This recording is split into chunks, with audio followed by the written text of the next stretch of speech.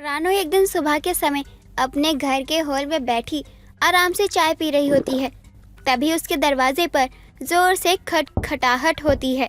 रानू गुस्से में जाकर दरवाज़ा खोलती है तो देखती है दरवाजे पर एक औरत कुछ आदमी को लेकर खड़ी होती है। तभी वो बोलती है, जी बताइए कौन है आप और क्यों इस तरह मेरे घर के दरवाजे को पीट रही है? मेरा नाम कलावती है। क्या मैं जान सकती हूँ ये घर अजीत का है क्या? जी बिल्कुल, ये घर अजीत का ही है, लेकिन आप उसे कैसे जानती है और आप इतने गुस्से में क्यों लग रही है? मैंने पहले आपसे सवाल पूछा है तो पहले आप मेरे सवालों का जवाब दीजिए, उसके बाद मैं आपके सवालों का जवाब दूंगी। एक बात बताइए, क्या मैं जान सकती हूँ आप अजीत की लगती कौन है आखिर? लेकिन आप बार बार उसके बारे में क्यों पूछ रही है? जो बात है साफ साफ बोलिए। आपका बेटा एक नंबर का घटिया और बदतमीज इंसान है। एक बार अगर मेरे हाथ लग जाए ना तो मैं उसे छोड़ूंगी नहीं। देखिए, आपको जो भी कहना है घर के अंदर आकर कहिए, बाहर तमाशा करने की कोई जरूरत नहीं है। और आप मेरे बेटे को ऐसे क्यों बोल रही है? क्या किया है उसने? वो मेरी बेटी की शादी तोड़वा के उसे अपने साथ भगा के ले गया है। हम लोग कब से उसे ढूंढ रहे हैं लेकिन उसका कोई अता पता ही नहीं चल रहा है। जिस दिन वो हमारे हाथ लग गया ना उस दिन उसे मैं जान से मार दूंगी। ऐसा नहीं हो सकता, वो तो काम के सिलसिले में बाहर गया हुआ है, तो वो आपकी बेटी को कैसे भगा सकता है? जरूर आपको कोई गलतफहमी हुई है। मुझे कोई गलतफहमी नहीं हुई है। मैंने उसे खुद अपनी बेटी के साथ भागते हुए देखा है और उसे पकड़ने की कोशिश करी, लेकिन वो हमारे पकड़ में आया नहीं और भाग निकला। आपसे उसने झूठ बोला है कि वो काम के सिलसिले से बाहर गया है। कलावती की बात सुनकर रानू के होश उड़ जाते हैं और अपने बेटे और उसकी शादी को लेकर सजाए हुए सारे सपने टूटकर चूर हो जाते हैं। उसे कुछ भी समझ नहीं आ रहा था कि वो करे तो क्या करे। कलावती के गुस्से को देखकर वो बहुत डर जाती है और उससे बोलती है, देखिए, आप लोग शांत हो जाइए, ये मामला बहुत ही नाजुक है और हमें इसे बैठकर ही सुलझाना चाहिए। एक काम करिए, आप पहले घर के अंदर आ जाइए, वरना अगर किसी ने हमारी बातें सुन ली तो मेरी इज्जत मिट्टी में मिल जाएगी। आपके कहने पे मैं अंदर तो आ ही गई, लेकिन अब आपकी इज्जत बची कहाँ है जो मिट्टी में मिलेगी? जिस दिन आपका बेटा इस घर में आया ना उस दिन इस घर में पुलिस आएगी और उसे घसीट के लेके जाएगी। उस दिन आपको पता चलेगा कि बेइज्जती का मतलब आखिर होता क्या है। मैंने उसकी पुलिस कंप्लेंट कर दी है। देखिए, मैं आपके आगे हाथ जोड़ती हूँ, आप अपनी कंप्लेंट वापस ले लीजिए और इस मामले को आपस में ही निपटाने की कोशिश करें, क्योंकि पुलिस के पास जाने से कुछ नहीं होगा, सिर्फ हमारी बदनामी ही होगी। अगर आप चाहती हैं कि मैं अपनी कंप्लेंट वापस लूं तो मुझे 3 लाख रुपए चाहिए, ताकि मेरी बेटी की शादी में जो खर्चा हुआ है उसे मैं पूरा कर सकूं। नहीं तो मैं आपकी बेटी की जिंदगी खराब कर दूंगी। ठीक है, आप जैसा कहेंगी मैं वैसा ही करूँगी। मैं आपको 3 लाख रुपए देने के लिए तैयार हूँ, लेकिन उसके बाद आप मेरे बेटे के खिलाफ हुई कंप्लेंट को वापस ले लेंगी। कलावती कभी अपनी जबान से पीछे नहीं हटती। मैं वादा करती हूँ जिस दिन मेरे हाथ में पैसे आ जाएंगे ना उस दिन मैं अपनी कंप्लेंट वापस ले लूंगी। कलावती इतना कहकर अपने घर चली जाती है और रानू कुछ दिनों बाद पैसों का इंतजाम करके कलावती को फोन करती है और उसे अपने वादे के मुताबिक सारे पैसे दे देती है। जिसके बाद कलावती अपनी कंप्लेंट वापस ले लेती है और शांति से बैठ जाती है। कुछ दिनों बाद रानू का बेटा अजीत राधिका के साथ देर रात घर आता है। अजीत को देखते ही रानू उसे जोरदार थप्पड़ मारती है और बोलती है, यही दिन देखने के लिए मैंने तुझे इतना पाल पोस कर बड़ा किया है। फैसला लेने से पहले तूने मुझसे एक बार भी पूछा नहीं। माँ, मैं क्या करूँ? आपके गुस्से और स्वभाव को देखकर ना मुझ में हिम्मत ही नहीं हुई कि मैं आपसे आकर कुछ कह सकूं। और बात रही राधिका की, अरे उसकी माँ उसकी शादी कहीं और करवा रही थी माँ, और मुझे कुछ समझ में नहीं आया, तो मुझे जो उस समय ठीक लगा मैंने वो कर दिया। लेकिन मेरे कारण जो आपको परेशानी हुई ना माँ, उसके लिए मैं आपसे माफी मांगना चाहूंगा। तुम दोनों ने क्या एक दूसरे से शादी कर ली है? नहीं माँ, आप मेरी माँ हो और माँ को बिना बताए मैं शादी कैसे कर सकता हूँ? मैं तो बस राधिका को सीधे आपके पास लेकर आया हूँ। माँ, हमारी शादी करवा दीजिए। तुम्हें नहीं पता कि तुम्हारे पीछे कितना बवाल हो गया। बाकी मैं इसके बारे में सोचती हूँ। अभी तुम लोग कमरे में जाओ और जब तक मैं ना कहूँ घर से बाहर मत निकलना। ठीक है माँ, अब आप जैसा बोलोगी ना मैं वैसा ही करूँगा। अजीत और राधिका चुपचाप अपने कमरे में चले जाते हैं। जिसके बाद रानू कलावती को फोन मिलाती है और उसे सारी बात बताते हुए बोलती है, कलावती जी, मैंने आपको इसीलिए फोन किया है क्योंकि अजीत और राधिका घर आ गए हैं, लेकिन उन्होंने अभी तक शादी नहीं की है। हम दोनों को अपनी अपनी इज्जत बचाने के लिए सामाजिक तौर पर इन दोनों की शादी करवानी होगी। इसी में हम दोनों का फायदा है। जिस दिन वो लड़की किसी और लड़के के साथ मेरे घर से भाग गई थी ना, मेरा उसी दिन उससे सारा रिश्ता खत्म हो गया था। लेकिन आप बहुत शरीफ औरत हैं, इस वजह से मैं चाहती नहीं जैसी मेरी बदनामी हुई है वैसी आपकी भी हो। आप राधिका को मेरे घर भेज दीजिए, मैं वादा करती हूँ कि मैं उसे कोई नुकसान नहीं पहुँचाऊंगी। लेकिन इस मदद के सिवा बाकी आप मुझसे कोई उम्मीद मत रखिएगा। मैं कोई दहेज वहेज नहीं दूंगी। जी ठीक है, कोई बात नहीं, बस अपनी लड़की को इज्जत के साथ मेरे घर भेज दीजिए। मुझे कोई दहेज नहीं चाहिए। रानू कलावती की सारी शर्तों को मान लेती है और कुछ दिनों बाद सामाजिक तौर पर अजीत और राधिका की शादी भी करवा देती है, जिससे किसी को भी शादी के पीछे छिपे राज का पता नहीं चलता। अजीत की शादी को कई दिन बीत जाते हैं। तभी एक दिन उसकी पड़ोसन कमला उसके घर आती है। रानू से बोलती है, रानू, तेरी बहू बहुत अच्छी है और तेरी बहू की शादी बहुत ही रीति रिवाज से हुई है। लेकिन मुझे एक बात खटक रही है, तेरी बहू आई तो है लेकिन दहेज क्यों नहीं लेके आई? बल्कि आज के समय में बिना दहेज की शादी नहीं होती। फिर तेरे बेटे की शादी हो कैसे गई? बिना दहेज की शादी उनकी नहीं होती है जो दहेज और पैसों के लालची होते हैं। बाकी तू तो मुझे पहले से ही जानती है कि मैं पैसों की लालची बिल्कुल भी नहीं हूँ। इस वजह से उनके लाख कहने पर भी मैंने कोई दहेज नहीं लिया। हाँ माना, तू पैसों की लालची नहीं है, लेकिन तेरा एक लौता बेटा था, तूने फ्री में शादी करा कैसे दी? मुझे ये बात ना हजम नहीं हो रही, क्योंकि तू इतनी सीधी तो नहीं है। मुझे लगता है जरूर कोई बात है। अगर तेरी ये जासूसी खत्म हो गई हो तो तू मुझे बताएगी कि तू मेरे घर किस काम से आई है या सिर्फ ये फालतू बकवास करने आई है? मैं बकवास करने नहीं आई हूँ, बस मेरे मन में जो सवाल था वो मैं बस पूछने आ गई थी। तू जानती है ना, मेरे दिल में कोई बात आती है तो बिना बोले रह नहीं पाती मैं, क्योंकि मेरा दिल बहुत साफ है। कोई बात नहीं, अब पूछ लिया ना और अब जवाब भी मिल गया कि मेरी बहू आई है लेकिन दहेज क्यों नहीं लाई, तो अब अपने घर जा सकती है। रानू, तेरी इस कड़वी बोली की वजह से ना तेरे कोई घर नहीं आता। मैं तो दो प्यार के शब्द बोलने आई थी, लेकिन तू है मुझे काटने को दौड़ रही है। मुझे कोई शौक नहीं है तेरे घर रुकने का। जा रही हूँ मैं। हाँ तो जा ना, तेरे हाथ पैर जोड़कर तुझे यहाँ रुकने के लिए तो बोल भी नहीं रही हूँ मैं। हाँ जा रही हूँ मैं। आज के बाद तू मेरे पैर भी पकड़ेगी ना कि मेरे घर आ जा, तो मैं आऊंगी नहीं। कमला इतना कहकर गुस्से में वहाँ से चली जाती है, लेकिन वो अपनी हरकतों से बाज नहीं आती है। वो अपनी तरफ से पूरी कोशिश करती है पता लगाने की कि रानू की बहू दहेज क्यों नहीं लाई, लेकिन रानू हर बार उसकी बेइज्जती करके उसे भगा दिया करती थी। अपनी इतनी कोशिश के बाद भी कमला कभी ये नहीं पता लगा पाती कि रानू की बहू तो आई लेकिन दहेज क्यों नहीं लाई। गोपाल अपनी गाय गौरी को नहलाने के लिए गांव के पास वाले तालाब में ले जाता है और गाय को अच्छे से तालाब में रगड़ रगड़ कर नहलाता है।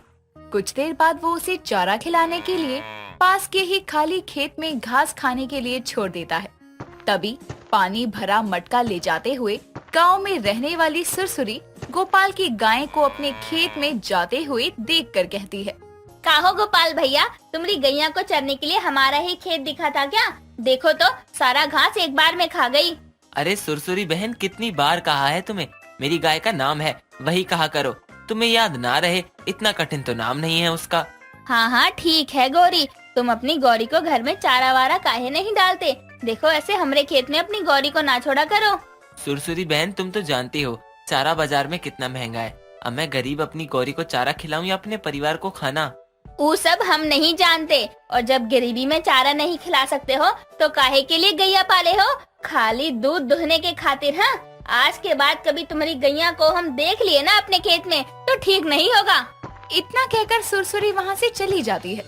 जिसके बाद गोपाल वैसे तो एक गरीब मजदूर था और वो अपनी गाय गौरी को बहुत प्यार करता था और उसे अपनी शादी के दहेज में गौरी मिली थी। वो मजदूर था, इसीलिए कभी काम मिलता तो कभी नहीं, जिसके कारण घर में पैसों की तंगी हमेशा रहती। इसीलिए वो अपनी गाय का दूध भी बेचा करता। वो गौरी के लिए चारा नहीं खरीद पाता था, इसीलिए उसे किसी के खेत में अक्सर घास चरने के लिए छोड़ दिया करता। एक शाम गोपाल के घर के बाहर खूंटे से बंधी गौरी अपनी पूंछ को हिलाकर उसके आसपास के मच्छर मक्खियों को दूर भगा रही थी। ये देखकर गोपाल अपनी पत्नी को आवाज लगाकर कहता है, माला, अरे भगवान, कहाँ हो तुम? जी घर में ही हूँ, और कहाँ रहूंगी, क्या हुआ? घर में बैठी हो, कभी बाहर आकर एक नजर गोरी को भी देख लिया करो। देखो तो कितने मच्छर मंडरा रहे हैं इसके आसपास। अरे मंडरा ही रहे हैं ना, कौन सा आपकी गौरी को छेड़ रहे हैं? और मैं घर में खाना बनाऊं या आपकी गैया को देखूं? तुम्हें तो इसकी कोई फिक्र ही नहीं है। लाओ मुझे उपला दो, उसे जलाकर धुआं कर दूंगा तो सारे मच्छर भाग जाएंगे। उपले? अरे कहाँ से लाऊं उपले? बाजार में भी अब 5 रुपए का एक छोटा उपला मिलता है। पैसे उपले लाने में खर्चा करूँ, इतने भी अमीर नहीं है हम। अरे भगवान, उपले खरीदने की भला क्या ही जरूरत? उपले बनाने के लिए गोरी का गोबर क्यों नहीं इस्तेमाल में लाती तुम? दिमाग में गोबर भरा है क्या आपके, जो सब कुछ भूल जाते हैं? हम गोबर भी तो सुनीता बहन को बेच देते हैं और वो सुबह ही आकर जितना गोबर होता है ले जाती है और हफ्ते भर के गोबर के 50 रुपए देती है बस। दोनों बातें कर ही रहे थे कि तभी उनकी 11 साल की बेटी सोनी अंदर से बाहर आकर कहती है, माँ, खाना दो ना, बहुत भूख लगी है। हाँ हाँ, बस थोड़ी देर और, बन ही रहा है। दोपहर से भूखी है बच्ची, दुकान से उधार ही आटा और खाना बनाने का तेल लाई हूँ। देखो, इस गौरी की सेवा से तुम्हारे परिवार का गुजारा नहीं होने वाला। कोई काम ढूंढो। इसके हर दिन के 2 लीटर दूध और गोबर बेचने से जो पैसा आता है ना, वो गरीबी में घर चलाने के लिए काफी नहीं है। मैंने 1-2 जगह पता भी किया है और लगता है काम जल्दी ही मिल जाएगा। माँ चलो ना, मुझे खाना खाकर गौरी के साथ खेलना भी है। हाँ बेटा, अंदर चलो। माला अपनी बेटी को लेकर चली जाती है तो गोपाल भी गौरी को प्यार से पुचकारते हुए वहाँ से चला जाता है। समय बीतता है, गोपाल को एक जगह काम मिल जाता है, जिसके कारण वो सुबह से शाम तक बाहर ही रहता और अब गौरी की देखभाल माला किया करती। वो रोज सुबह उसे चारा डालती और उसका दूध निकालकर बेचने चली जाया करती। लेकिन गौरी अब ज्यादातर खूंटे से बंधी रहती। एक रोज छुट्टी के दिन जब गोपाल सुबह उठता है तो देखता है कि गौरी के शरीर पर छोटे छोटे चकदे जैसे दाने उभर आए हैं, जिन्हें देखकर वो हैरान हो जाता है। तभी माला बाल्टी लेकर उसका दूध निकालने आती है। क्या हुआ, ऐसे क्या देख रहे हैं गौरी को? साइड हटिए, दूध निकालना है। 2 दिन से ये गौरी कम दूध दे रही है। वैसे मुझे लगता है गोरी की तबीयत ठीक नहीं। देखो ना, इसके शरीर पर ये चकते जैसे निशान कैसे हो गए हैं। अरे ये कुछ नहीं है, मच्छर वच्छर ने काट लिया होगा। बीमार होती तो भर भर के चारा खाती क्या? नखरे हैं इसके, अभी घुमाने को नहीं मिल रहा ना सारा दिन, खूंटे से ही तो बंधी रहती है। जानवरों के बिना अलग ही नखरे हैं। माला के कहने पर गोपाल भी इतना ध्यान नहीं देता। तभी उसकी बेटी सोनी गौरी के साथ खेलने लगती है। कुछ दिन ऐसे ही बीतते हैं। एक शाम काम से लौटते हुए वो देखता है कि गांव में रहने वाले लल्लन के घर के आगे भीड़ जमा है। तभी वो आगे बढ़कर देखता है कि लल्लन की 2 गायें जमीन पर बेसुध हालत में पड़ी है और उनके शरीर पर चकते जैसे मोटे मोटे दाने हैं। तभी वो बगल में खड़ी सुरसुरी से कहता है, ये लल्लन की गैया को क्या हो गया? भगवान जाने गोपाल भैया, सुनने में तो आ रहा है कि दोनों गैया को कोनो वायरस हो गया, जिसके चलते गुजर गई दोनों। वायरस? वही तो, अभी इंसान वाला वायरस गया नहीं, देखिए ना जानवर वाला कौन सा नासपिटा वायरस आ गया। लल्लन का तो रो रो कर बुरा हाल हो गया है। वायरस की बात सुनकर उसे अपनी गौरी का ख्याल आता है। वो जल्दी से घर पहुंचता है तो देखता है कि गौरी आराम से चारा खा रही थी, लेकिन उसके शरीर के वो दाने अब बढ़ते जा रहे थे। अगली सुबह जब वो काम पर निकल रहा था, तभी उसे माला के जोर जोर से चिल्लाने की आवाज आती है। तो माला के पास पहुंचकर वो देखता है कि खूंटे से बंधी गौरी जमीन पर बेसुध पड़ी है और उसके मुंह से लार निकल रही है। वो अपनी गैया को ऐसे देखकर परेशान हो जाता है और तुरंत डॉक्टर को बुलाने निकल जाता है। थोड़ी देर में वो पशुओं के डॉक्टर को लेकर आता है। डॉक्टर गौरी की जांच करता है। डॉक्टर साहब, मेरी गौरी को वो अचानक बीमारी कैसे हो गई? गोपाल देखो, तुम्हारी गौरी के लक्षण बता रहे हैं कि वो लंपी वायरस की चपेट में है। वायरस? पर डॉक्टर साहब, हम तो गौरी को कहीं लाते ले जाते भी नहीं हैं, तो फिर? देखिए, वायरस दुधारू पशुओं में फैलने वाला वायरस है। गांव में 4-5 और गायों में भी पाया गया है और देश के अनेकों हिस्सों में इसके चलते बहुत सी गायों की प्रजातियां नष्ट हो रही हैं। यानी अब हमारी गौरी भी नहीं बचेगी बाबा? देखिए, दिल छोटा मत कीजिए। आपकी गाय के मुंह से लार आना, ये चकते जैसे दाने, बुखार आना और शायद अब आपकी गौरी पहले जितना दूध भी नहीं देती होगी। हाँ हाँ डॉक्टर साहब, दिन में 2 बार दूध देती थी, लेकिन अब तो 1 बार में भी बहुत कम देती है। देखिए डॉक्टर साहब, हमारे पास एक ही गाय है, इसको बचा लीजिए। देखिए, घबराइए मत, ठीक तरह से देखभाल मिलेगी तो आपकी गौरी ठीक होगी। फिलहाल मैं इसके बुखार के लिए एक इंजेक्शन दे रहा हूँ और इसे एंटीबायोटिक देनी होगी, वो मुझे शहर जाकर लानी होगी। तब तक आप लोग इसके आसपास साफ सफाई का ध्यान रखें और अपनी बच्ची को अभी इससे दूरी रखना। ये सैनिटाइजर है, रोज गौरी के शरीर पर छिड़कते रहिए। डॉक्टर गोपाल को सब कुछ समझाकर वहाँ से चला जाता है और गोपाल अपनी गौरी को ऐसे देखकर रोने लगता है। गोपाल की गाय वायरस की चपेट में है, ये बात पूरे गांव में फैल जाती है। तो जो 2-4 लोग गाय का दूध खरीदते थे, वो भी अब दूध लेना बंद कर देते हैं। गोपाल डॉक्टर के कहे अनुसार गौरी के शरीर को सैनिटाइज करता है। अगले दिन डॉक्टर आकर गौरी को एंटीबायोटिक्स का इंजेक्शन लगाता है। तो गोपाल कहता है, डॉक्टर साहब, इससे मेरी गौरी ठीक तो हो जाएगी ना? देखो गोपाल, कहा नहीं जा सकता, इस वायरस का अब तक कोई टीका नहीं है। मैं बस गौरी के लक्षणों के हिसाब से उसे दवाई के टीके लगा रहा हूँ। इससे फर्क पड़ेगा तो ये पूरी तरह ठीक भी हो सकती है और नहीं भी। इसीलिए न ही ज्यादा उम्मीद लगाओ, न ही हिम्मत हारो। गरीब गोपाल अपनी एकलौती गैया के लिए बहुत परेशान था। वो दिन रात उसकी देखभाल करता। डॉक्टर भी आकर उसे समय समय पर एंटीबायोटिक्स के इंजेक्शन देते, जिससे गौरी की हालत में सुधार होने लगता है। वो पहले की तरह खाना शुरू कर देती है और जमीन पर भी ज्यादा देर नहीं लेटती। ये देखकर गोपाल उसका परिवार खुश हो जाता है। बस उसके शरीर पर उन दानों के थोड़े बहुत निशान अभी भी थे, लेकिन एंटीबायोटिक्स और साफ सफाई का ध्यान रखने से गरीब गोपाल की गाय फिर से स्वस्थ हो जाती है। ये देखकर गांव वाले भी दंग रह जाते हैं। तो दोस्तों, समय रहते जिस तरह गोपाल को अपनी गाय गौरी के इस वायरस की चपेट में होने का पता चलते ही उसने डॉक्टर से सलाह लेकर अपनी गैया को बचाया। हम भी आशा करते हैं हमारे देश की गौ माताएं इस वायरस से बची रहें और इस बीमारी का शीघ्र ही कोई निवारण आए। कार्तिक आए दिन अपनी नौकरी छोड़कर घर में पड़ा रहता था, क्योंकि वह बहुत आलसी था, जिसके चलते वो किसी भी नौकरी में 1 हफ्ते से ज्यादा रुक नहीं पाता था। सुबह के 9 बजे वो आराम से बैठा मोबाइल में गेम खेल रहा होता है। तभी पायल वहाँ आती है। क्या जी, आप इतने आराम से बैठे फोन में गेम खेल रहे हो? काम पर कौन जाएगा? मैं? तुम तो हमेशा काम काम काम। अरे तुम्हें काम के अलावा कुछ दिखता नहीं है क्या? आज तक ऐसा कोई दिन नहीं गया जब तुमने ये कहा हो, सुनिए जी, आप ना आज काम पे मत जाइए, आप बस आराम कीजिए, हम दोनों एक दूसरे के साथ बैठ के बातें करेंगे। बोला है कभी? ये तो जब कहूँ ना, जब आप मुझे घर में दिखाई ना दे, लेकिन जब आप आए दिन घर में ही दिखाई देते हो तो घर में रुकने वाली क्या ही बात बोलूं। अच्छा, तो तुम मुझे आलसी समझती हो? समझने की जरूरत ही नहीं है जी, आप आलसी हैं और इतने आलसी हैं, आपको अपनी कमजोर बीवी पर तरस भी नहीं आता है कि बेचारी इतनी कमजोर है कि मैं इससे ज्यादा काम न करवाऊं। ओह, क्या कहा तुमने? तुम कमजोर हो?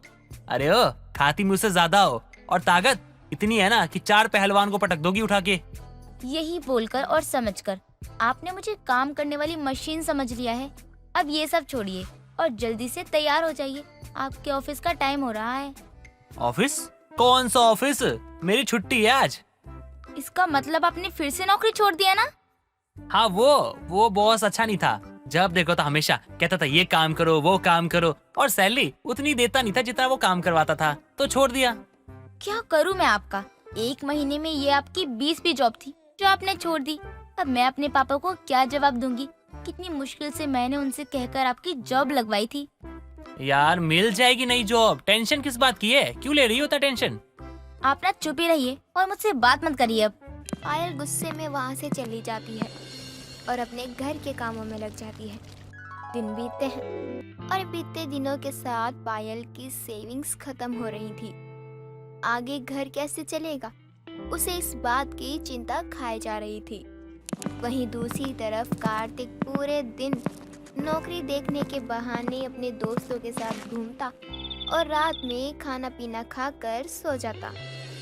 उसका ये आलसपन देखकर पायल का हमेशा खून जलता रहता था। एक दिन कार्तिक फोन पर बातें कर रहा था, तभी उसके पास पायल जाती है। ये क्या किया तुमने? हाँ, तुम्हें पता है कितनी जरूरी बात कर रहा था मैं। तुम्हारा दिमाग क्या दिन पर दिन खराब होता जा रहा है? दिमाग मेरा नहीं, आपका खराब होता जा रहा है। इसलिए जिस उम्र में आपको घर चलाने की चिंता होनी चाहिए, उस उम्र में खा पीकर औरतों की तरह घर में पड़े रहते हो आप। अच्छा, मैं अगर 4 दिन घर में बैठ गया तो तुम मुझे खाने का ताना दे रही हो? एक बात भूल गई, बाकी दिनों में खाने का पैसा कौन लाके देता था? और अभी तक जो पैसा चल रहा है ना, वो मेरे है। मैंने आपको ये नहीं बोला है कि आप काम नहीं करते हो, लेकिन आप सच में आलसी हो। 4 दिन में ही थक जाते हो और अच्छी खासी नौकरी छोड़कर घर में बैठ जाते हो। अगर मैं आपकी जिंदगी पढ़ी लिखी होती ना, तो पता नहीं क्या ही करती। तुम तो ये बोलो ही मत, बिना दवाई के एक दिन खरी तो हो नहीं पाती तुम, और मुझे आलसी बता रही हो। फिर भी काम तो सारा मैं ही करती हूँ ना। आप तो मदद करने के लिए भी नहीं आते हो कि मेरी बीबी कमजोर है तो मैं इसका थोड़ा सा ध्यान ही रख लूं। मुझे पता है क्या लगता है कि मैं घर आके गलती करता हूँ। घर आते ही तुम्हारी ये कच कच कच कच शुरू हो जाती है। मजबूर आप ही करते हो। सारी सेविंग खत्म हो गई है और कुछ दिनों में आपने जॉब नहीं ढूंढी ना, तो शायद हमारे पास खाने के लिए भी कुछ ना बचे। तुम्हें उसकी जरूरत नहीं है, मैं सब देख लूंगा। तुम अपने काम से काम रखो। कार्तिक इतना कहकर वहां से चला जाता है। दिन गुजरते हैं, लेकिन कार्तिक के आलसपन में कोई सुधार नहीं आता, ना ही उसे अपने किसी जिम्मेदारी का एहसास होता है। लेकिन पायल अब उससे लड़ना छोड़ देती है और खुद ही अपने लायक काम ढूंढना शुरू कर देती है।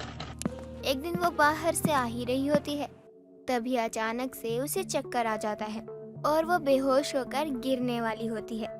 तभी उसकी पड़ोसन कमला वहां आती है और उसे गिरने से बचा लेती है। क्या हुआ बहू, तू ठीक तो है ना? जब तू जानती है कि तू कमजोर है तो बाहर जाने की क्या जरूरत है? अपने आलसी पति को बोल दिया कर काम करने को। आंटी जी, आपसे तो कुछ भी नहीं छिपा है। आप तो सब जानती है, जब उनसे नौकरी ठीक से नहीं होती है तो बाकी काम ही क्या करेंगे वो। मतलब उसने फिर से नौकरी छोड़ दी? हाँ आंटी जी, काफी समय हो गया उनको नौकरी छोड़े हुए, लेकिन उन्हें कोई फिक्र नहीं है। कुछ दिन और ऐसे ही चलता रहा ना, तो हमें भीख मांगने की नौबत आ जाएगी। तो तू उसे समझाती क्यों नहीं? ऐसे आलस करके कब तक जीवन चलेगा? तू अकेली क्या करेगी? वैसे ही इतनी कमजोर है तू। आंटी जी, मैंने उन्हें हर तरीके से समझा कर देख लिया, गुस्से से, प्यार से, लड़ाई से, लेकिन वो मेरी बात सुनने को तैयार ही नहीं है। कुछ बोलो तो सिर्फ हम दोनों के बीच में लड़ाई ही होती है। इसलिए अब मुझे उनसे कुछ भी नहीं कहना है। अगर आपके पास मेरे लायक कोई नौकरी है तो बता दो आंटी। नौकरी तो है, लेकिन तू घर और बाहर दोनों कैसे संभालेगी? तू बहुत कमजोर है बहू। आंटी जी, जब ये मेरे पति को नहीं दिखाई दे रहा तो मैं क्या करूं? जब तक जान होगी लड़ूंगी।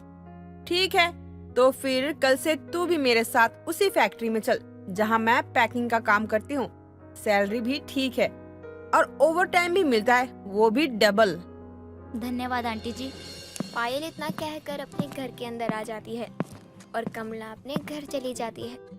अगले दिन से पायल जल्दी उठकर घर का सारा काम खत्म करके अपनी पड़ोसन के साथ फैक्ट्री में काम करने के लिए निकल जाती है। दिन गुजरते हैं और बीतते दिनों के साथ पायल बाहर काम करके अपने घर का खर्चा तो चला ही लेती है, लेकिन दिन रात काम करने की वजह से वो अपनी कमजोरी को बढ़ाती जा रही थी। तभी एक दिन कार्तिक उसे बोलता है, आजकल तुम रहती कहाँ हो? दिखाई तो देती नहीं। चलिए, भगवान का शुक्र है आपने मुझसे ये बात पूछी तो सही। ये क्या बात हुई? अब पूछा है तो ताना मार रही हो, नहीं पूछता हूँ तो बोलती हो चिंता ही नहीं करते। अब तुम बताओ कि मैं क्या करूँ? आपने कहीं जॉब पता करी? बात करी किसी जॉब के बारे में? हाँ, उसी में लगा हूँ। 1-2 लोगों से बात भी की है, जैसे ही कुछ होता है बताता हूँ। कोई भी इंसान इतना आलसी और लापरवाह कैसे हो सकता है? पूरे दिन सोते रहते हैं और बोल रहे हैं काम देखता हूँ। अब क्या सोचने लग गई? कहीं मन में गालियाँ तो नहीं दे रही मुझे? नहीं, मैं ऐसा कुछ भी नहीं कर रही हूँ। रसोई में आपके लिए खाना निकाल रखा है, खा लीजिए। मैं थोड़ा आराम कर लेती हूँ। तुम औरतों के पास काम ही क्या होता है सिवाय आराम करने के अलावा? घर का काम खत्म होते ही बिस्तर पे पड़ जाती हो और कहती हम बहुत काम करते हैं। पहले कपड़े धो जाके मेरे, और हाँ प्रेस भी कर देना, इंटरव्यू के लिए जाना पड़ सकता है। अपने पति की बात सुनकर पायल को बहुत गुस्सा आ जाता है और वो गुस्से में सारे कपड़े वॉशिंग मशीन की जगह हाथों से धुलने बैठ जाती है, जिसमें उसे बहुत समय लग जाता है। उसके बाद वो सारे कपड़े प्रेस करती है। सोते सोते उसे बहुत टाइम हो जाता है और सुबह उठकर फिर से घर के कामों में लग जाती है और थोड़ी देर बाद फिर कमला के साथ काम पर निकल जाती है। लगातार काम करने के चलते वो हद से ज़्यादा कमज़ोर हो जाती है और फैक्ट्री में पैकिंग की हुई चीज़ों का बॉक्स लेकर सीढ़ियों से उतर ही रही होती है कि तभी उसका पैर फिसल जाता है और सर पर गहरी चोट लग जाती है। कमला उसके पास भाग कर आती है। पायल, बहू आंखें खोल। हे भगवान, इसके सर से कितना खून निकल रहा है और आप लोग मेरी मदद कीजिए, इसे हॉस्पिटल लेके जाना है। कमला एम्बुलेंस को फोन करती है और पायल को हॉस्पिटल लेकर जाती है, जहां डॉक्टर ऑपरेशन के लिए बोलता है। कमला कार्तिक को लगातार कॉल करती है, लेकिन वो आराम से सो रहा होता है। कमला जैसे तैसे करके पेपर पूरा करके उसका ऑपरेशन शुरू करवाती है।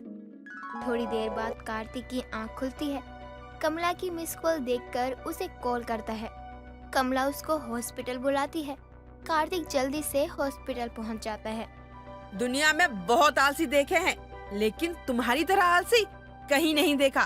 तुम्हारी बीबी मर गई है या जिंदा है, तुम्हें उससे कोई फर्क नहीं पड़ता। आंटी हुआ क्या है? अरे मुझे तो बताओ आंटी, प्लीज बताओ ना। कमला कार्तिक को पायल के परेशान होने से लेकर उसकी फैक्ट्री में नौकरी करने तक की सारी सच्चाई बताती है, जिसे सुनकर कार्तिक को अपनी गलती का एहसास होता है और पायल के होश में आते ही वो उससे माफी मांगता है और अपनी सभी जिम्मेदारियों को पूरा करने का वादा भी करता है। साथ ही पायल का ख्याल रखना भी शुरू कर देता है।